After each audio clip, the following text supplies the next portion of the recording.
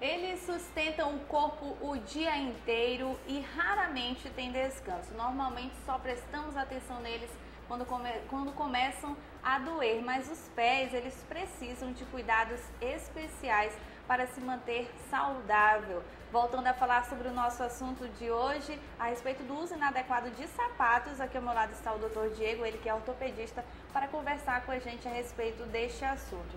Doutor, a gente já recebeu uma imagem de uma de nossas telespectadoras, ela mandou para o WhatsApp da nossa produção e ela mandou a foto dos pés do seu marido. Ela disse que ele tem o joanete, é muito grande, ela diz, e ela está perguntando se tem a possibilidade ou não da realização de uma cirurgia. Tá. Então, o joanete, o hallux valgus, ele é uma doença que não tem, digamos, uma correção da deformidade sem a cirurgia. Mas a gente também não pode indicar a cirurgia sem avaliar completamente um caso, entendeu? Mas existem sim muitas técnicas, inclusive mais de 100 técnicas descritas para a cirurgia de hallux valgus, de joanete, tá? Agora, o que tem que levar em consideração é que a gente tem que, se possível, tentar evitar por problemas apenas estéticos muito sutis. Um problema muito delicado, assim, pouca alteração, cirurgia é cirurgia, tem complicações, tá? Mas se for uma cirurgia bem indicada, bem realizada, você pode operar e ter bons resultados, sim. E após essa cirurgia, demora muito tempo para a pessoa voltar a pisar corretamente? Esse é um outro detalhe que tem que levar em consideração, que a recuperação é um pouco lenta, né? Porque geralmente a cirurgia ela envolve a gente cortar um pedaço do osso. Como eu falei, é um problema ósseo, desalinhamento. Então você corta uma parte do osso, alinha e às vezes coloca placas e pinos. Então isso leva a uma recuperação um pouco lenta, porque você tem que esperar o osso sarar, depois tem que fazer fisioterapia. E a questão também da sola do sapato, que às vezes ela desgasta um pouco. Qual é a observação que a gente tem que ter em relação a isso? Isso daí dá uma pista para a gente muito importante de como é a pisada, né? O pé ele pode pisar mais com a parte de fora, mais com a parte de dentro. Pode mostrar onde tem, por exemplo, um osso muito grande, que ele vai desgastar naquele ponto do osso.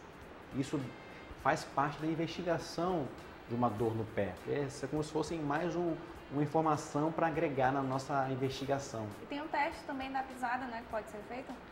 O teste chama baropodometria. O que é isso? A pessoa ela caminha sobre uma placa que tem muitos receptores de pressão. Tá?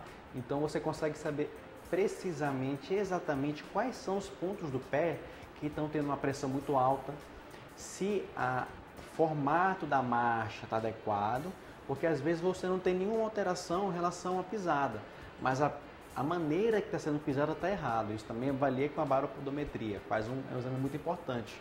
E produção, eu gostaria que vocês colocassem a tela número 8 para a gente falar sobre as doenças ortopédicas mais comuns.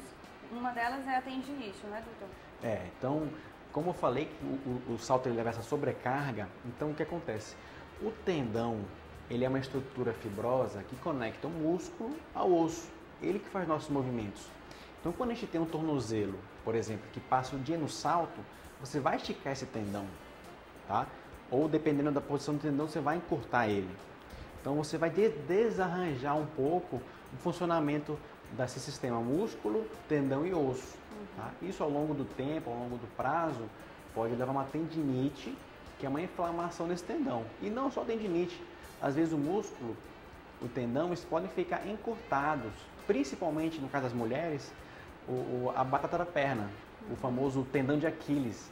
Que no uso do salto, como você fica com o calcanhar elevado, ele fica encurtado, tá? E quais são os outros tipos de doenças ortopédicas por conta do sapato? Então, a gente falou um pouco da coluna, tá? Então, porque como você tem alteração postural, a gente pode partir desde os problemas mais simples, que seriam uma contratura muscular, uma dor localizada, ao longo do prazo, ao longo do tempo, falando da coluna, você pode levar outras doenças. Só que a gente tem que, quando fala de coluna, a gente tem que ver um todo, tá? Então a saúde da coluna leva em consideração atividades físicas regulares, o uso de uma postura adequada no trabalho, que a gente chama de ergonomia, tá? Porque não adianta você ter um sapato adequado, Se você não pratica atividade física, não tem cuidado com a sua postura, carrega pesos de maneira inadequada, tá? Então a gente tem que sempre tentar ter uma visão completa, global desses problemas. E a nossa próxima tela, a tela número 9, é dicas de como calçar bem os seus pés. Enquanto a nossa produção coloca na tela aí da sua casa para você acompanhar, vou te pedir também para que a gente consiga aqui o celular da produção para a gente ler, que já tem algumas mensagens chegando para fazer perguntas. Não queira usar sapatos menores do que o seu pé. Compre sempre o seu número. Isso também é muito comum entre mulheres. É muito comum, porque a gente pensa que o sapato ele vai lacear muito. Ele é muito pequena essa alteração. A gente tem que considerar que às vezes o pé incha também. Tá? Então sempre comprar o sapato do número que lhe dê conforto e segurança, que é importante. Prevenção de torções, de quedas.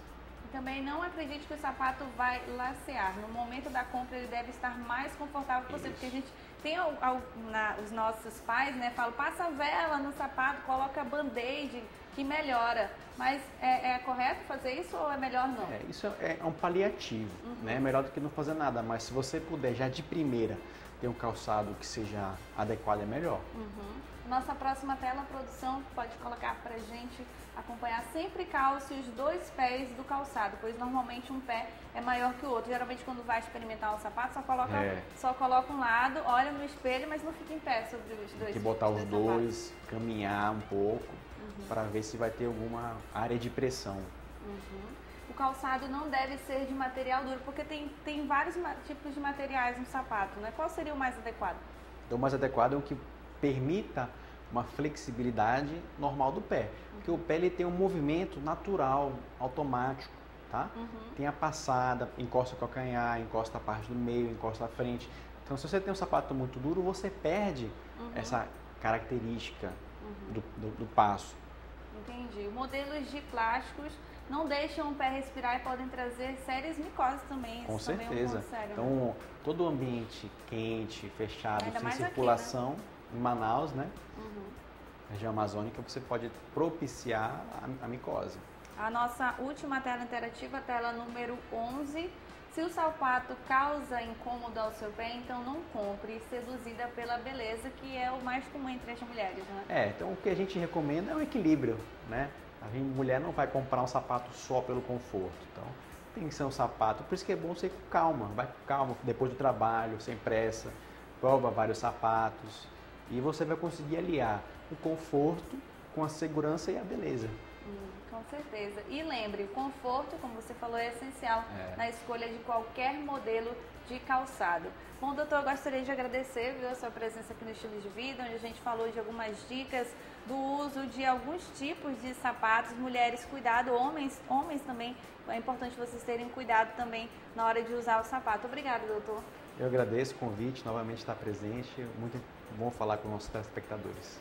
Ok, e lembrando que a dica para você comprar o sapato sempre no finalzinho do dia, e quando seu pé já está um pouco inchado, não compre de manhã, porque senão você pode ter problemas lá na frente. A gente vai encerrando este bloco do seu Estilo de Vida, mas daqui a pouquinho vamos dar continuidade. Até lá!